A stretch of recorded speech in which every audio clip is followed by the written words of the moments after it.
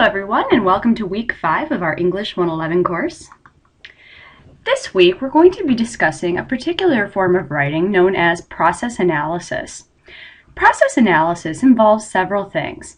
It can involve dividing something into its component parts and explaining what they are. This assumes that it is easier to understand the whole by understanding its parts. It focuses on the how rather than the what that leads to a particular consequence, product, or result. There are a couple of different kinds of process analyses. The first one is known as a directive process analysis.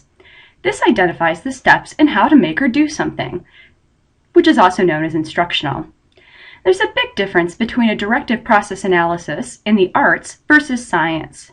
For example, artists will achieve different results given a particular task, say, draw a landscape, whereas scientists are expected to have the same outcome in their experiments every single time. This is known as the scientific method.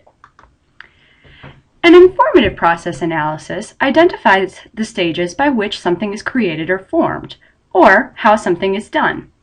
This can incorporate an explanation of a way of life or culture and how difficult it is to change a way of being or doing things. Some examples that our text mentions are addiction and patterns of behavior.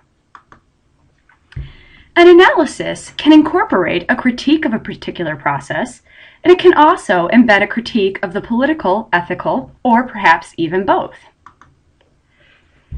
When you're writing a process analysis, you want to make sure you understand the process you want to explain or do. You want to identify the purpose or function of the process and its likely outcome. Then you'll want to list it in logical or natural order. Provide time markers such as then, after, and so on. You'll also want to classify all aspects and explain each one separately. This will indicate how all of the elements in the process fit together. Next, you'll want to define your terms and identify any specialized equipment or knowledge needed if it's applicable. Be explicit about whatever techniques or measurements your readers need to know, and explain your process as if it was really a sub-process for a larger one. If so, explain where yours fits in the sequence. Some strategies that you'll want to consider for writing a process analysis are: is the purpose of my essay to provide direction, a step-by-step explanation of how to do something? Is the purpose to be informative, to explain how something happens or works? How much does your audience already know? What vocabulary should you use to define it? How complex should you be? Have I presented my process in a logical or chronological sequence that is easy to follow? And does my language and tone fit the subject matter of my audience?